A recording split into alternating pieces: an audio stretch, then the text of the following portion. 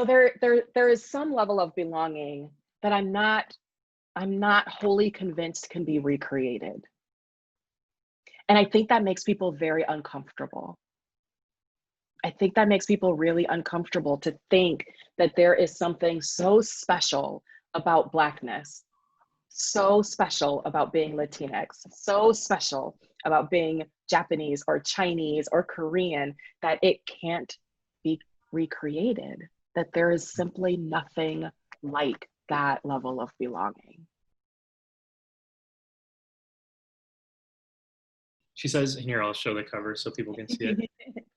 You say, I learned about whiteness up close in its classrooms and hallways, in its offices and sanctuaries. At the same time, I was also learning about Blackness, about myself and about my faith. My story is not about condemning white people, but about rejecting the assumption, sometimes spoken, sometimes not, that white is right, closer to God, holy, chosen, the epitome of being. You saw that at a much earlier age than I did. I'm super interested if you could talk a little bit about how you came to see it, maybe a couple of examples of what it looks like to think that white is right. And then what do we do once we realize it? What do we do to overcome it? I had so many teachers who had no idea what my life was like or what my culture was like. And I was very aware of that first.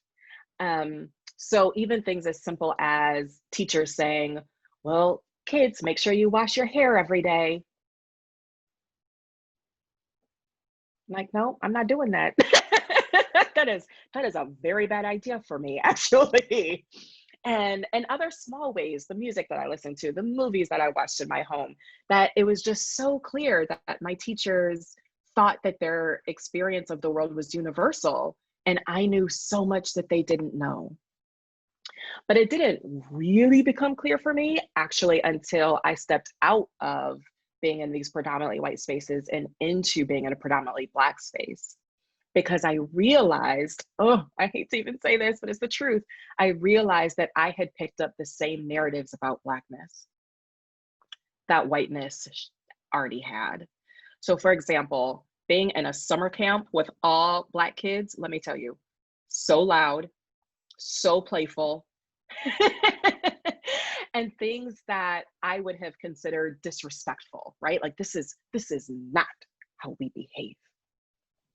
And realizing that the way Black kids were behaving was far more fun, was far more interesting and entertaining, was far more creative, and realizing that I had been taught a lie.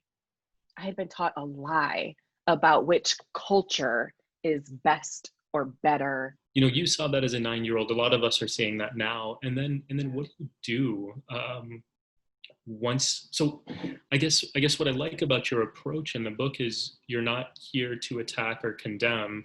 You just say that there's a different way, right? Like our way isn't perfect, and there's something different. So what is it that you see that we could be doing differently? I think as a Black woman, the first thing I had to do was actually decide for myself, long before we had the phrase Black Lives Matter. I had to decide that for myself. Do I really believe that?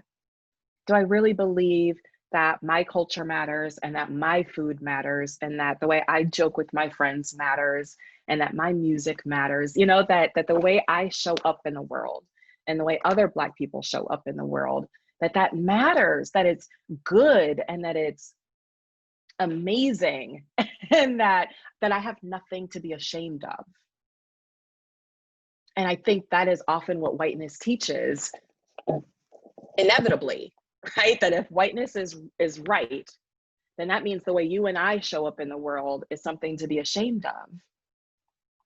And I had to decide for myself that I would find beauty in Blackness, and that I wouldn't let whiteness tell me otherwise. That I have so much to contribute, that you have so much to contribute. And if all we think is that whiteness has all the answers, then you and we don't get to contribute.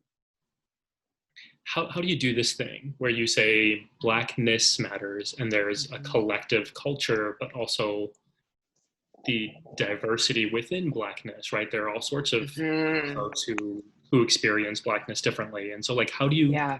how do we sort of square that thing together?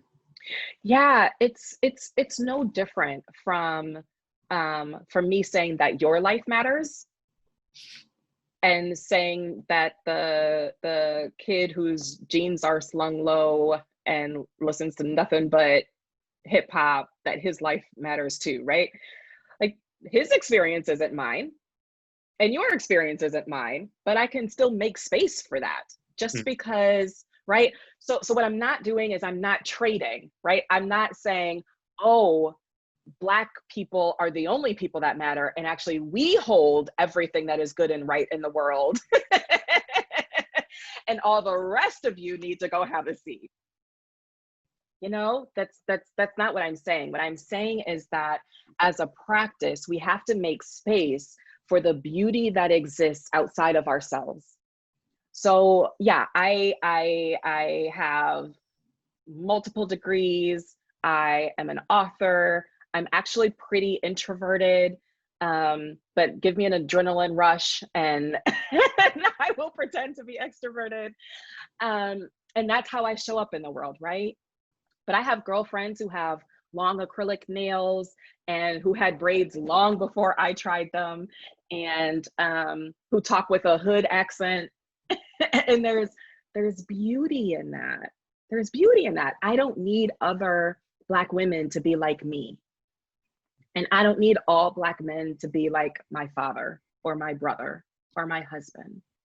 I need I need all of them to be who they are, because if I give them space to be who they are, then I can also give you space to be who you are. So there is some level of belonging that I'm not wholly convinced can be recreated. And I think that makes people very uncomfortable.